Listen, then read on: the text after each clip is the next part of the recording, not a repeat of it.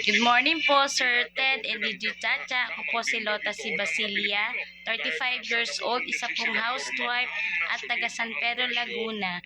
3 years na po ako nakikinig sa inyong radio na 105.9 True FM. Sana po mapili. Salamat po and God bless. Ano yung sabi niya sa dulo? God bless, gets. Ano daw yun? Oh, ito na, kausapin natin si Nanay Lota. Good morning, our Pabida housewife. Gandang umaga.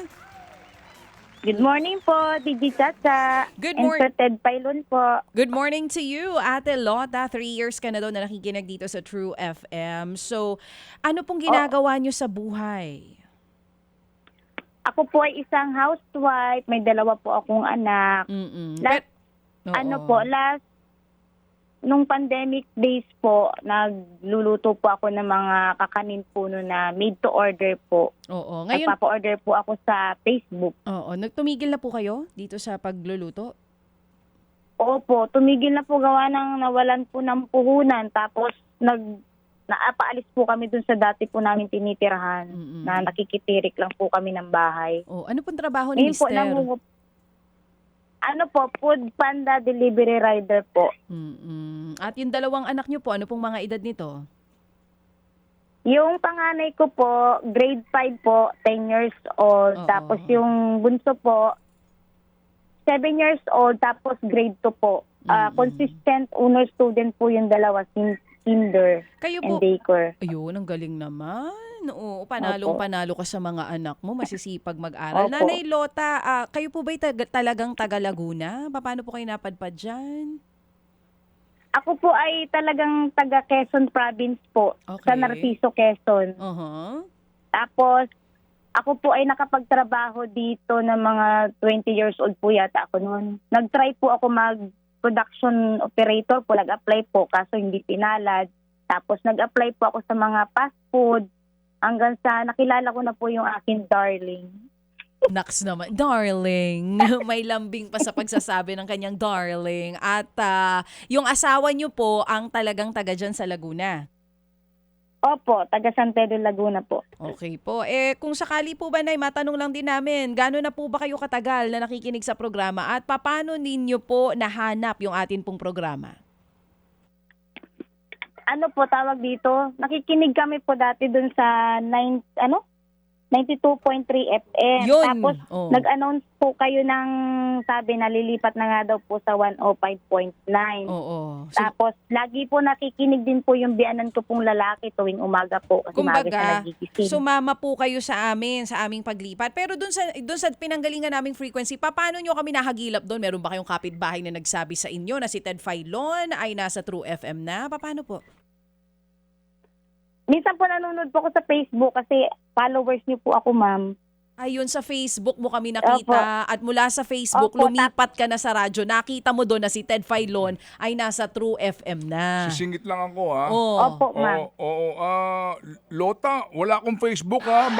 Baka nagpupunta ka sa wala akong as in, wala akong account ha. Sa True FM Facebook page. Oo, Pero yun ang baka sinasabi ikay niya. hindi ko alam yan. Kaya nga may mga nagpapadala sa akin, si Hillbilly Willie lagi nagpapadala sa Wala akin. po siyang social media. Oo. No, meron siya. Hindi ko- kaya hindi ako Mapapakinggan nyo. nakakapagbukas niyan. Pero wala po siyang social media, walang Twitter or X, walang wala. Threads, walang Instagram, walang Opo. Facebook. Yung iba po gawa ng fans, yung iba naman nagpapanggap na ikaw. Oo, so wala po siyang social Kaya media po, para kung malinaw nasa lang. po kung contact yan, padala po kayong sulat. Yon, old school way. Di bale, after 2 weeks, matatanggap mo rin yon. Sige. Ito na. Balikan mo si Lota. Nanay Lota, saan niyo po planong gamitin itong 2,000 piso? Plano ko po sana sa number 1 po, pambayad ng bills kasi dumating na po yung bills namin sa kuryente, saka po sa bahay. Kasi Opo. po nangungupahan po kami, 5,000 po ang Upa. upa namin. Mm-mm. Opo, studio type po. Tapos Tapos sa kuryente po. magkano, Tapos yung magkano po ang bill nyo sa sa kuryente na sinasabi nyo dumating na?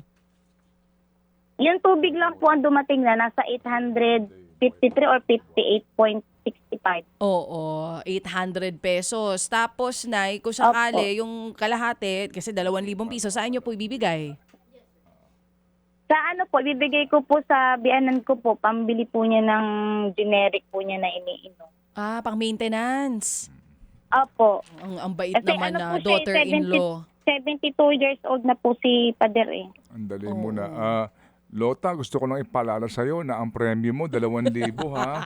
Hindi Hindi. 20,000. Teka lang kasi 800 pambayad ng tubig. Oo. Yung 1,000 bibigay niya doon sa kanyang Biyanan. tatay. Oo. Ang asawa ng Opo. at tatay ng kanyang Hindi, asawa. pinapaalala ko lang. Oh, baka di, kasi talagang akala niya 20 mil. Malayo ang mararating ng 2,000 piso. Pero malaki na yan, ha? Oo Malaki ng naman. tulong Oo yan. naman. Oo. So para yun sa kanyang tatay dahil nga daw meron ng maintenance. Tama po no, ate? Sa prostate. Oo. Opo.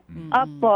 Oo. So yun, at least malinaw na Umiinom ngayon. po siya umiinom po siya kahit pa paano ng ano po, herbal. Kaso wala na po eh. Hindi lang yun. Kasi yung herbal, hindi mo rin makakasiguro no, sa effect nito. Oo, kung sakasakali. Pero, at saka yung gamot kasi ngayon, napakamahal. Napakamahal ng gamot. Opo. Kaya nga, muli pinapaalala ng Unilab, yung 4 na marka ng quality alaga. Ang galing Una, mo. subok at napatunayan. Check! Pangalawa, Oh, Hmm. ano pa? Oh, pagbalik na nila. pagbalik na nila. O sige. Ito Anyway, na, ang mas... Hindi mo na sige. Oo, sige. O kita mo, nagkahiyaan ba tayong dalawa? Nagkatitigan tayo, Eh, tapos nagkahiyaan alam tayo. mo kasi pag Parang, tumititigan parang sa kami si Rabin eh, tsaka si Angela Muji kahapon eh. Ganyan sila yung magtititigan, tapos ganon. O sige. Oo, Oh, parang di ikaw bagay na, sa'yo. ikaw na. Tsahin na eh, no? Kinikilig pa. Lota. Yes po. Oo. Yes po. Oo. Lota, di ba meron kang kabuhayan? Opo. Oo. Dati po, ano po kasi, tawag dito, ang dami na po nagluluto dito ng mga kakanin. Meron ka na Hindi ganun kasi. Oo, Ganun ang Pinoy. Pag nakita na patok to, syempre sigurado meron at merong gagaya sa inyo. Oo, para sa Tumi- kamatis, di ba? Opo. Pag Oo. nagmahal, taniman lahat. Lahat yun ang itatanim. Opo, ang Wala dami ka na na bang po. ibang naiisip dyan na maaring kabuhayan mo maliban sa pagluluto nitong mga kakanin na to? Wala po, gawa ng nag-aasikaso din po ako sa dalawang anak ko Wala pong Tama. mapag-iwanan. Tama. Naintindihan ka namin, Lota. At Opo. the fact na ikay amin nakilala at nakikinig ka sa amin Opo. ay sapat ng inspirasyon sa amin. Okay? So ngayon, Opo.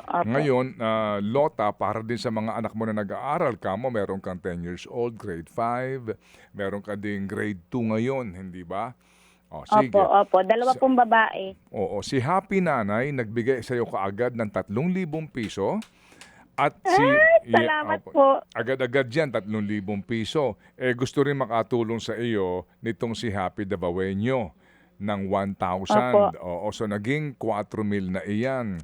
Nagtulong din sa Salamat iyo. po. Nagtulong din sa iyo si Happy Man ng 1,000. So meron ka ng 5,000 pesos. Okay? Ay, salamat po. Malaking tulong po yan sa Oo. amin. 5,000 Lalo po pesos. sa biyanan ko po. Opo. Mm-mm. Lota. Lota, huwag ka magsasawang makinig sa amin, ha? Opo. Everyday po. Kasi maaga po talagang gumigising kami. Radyo agad ang bukas po namin. Thank you, Oo. Lota. Baka magsawa ka sa panawagan namin na huwag natin kalimutan yung mga magnanakaw sa gobyerno. Ay, naku po. Talagang tawan-tawa po yung aking biyanan. Yung ikulong mandarambong.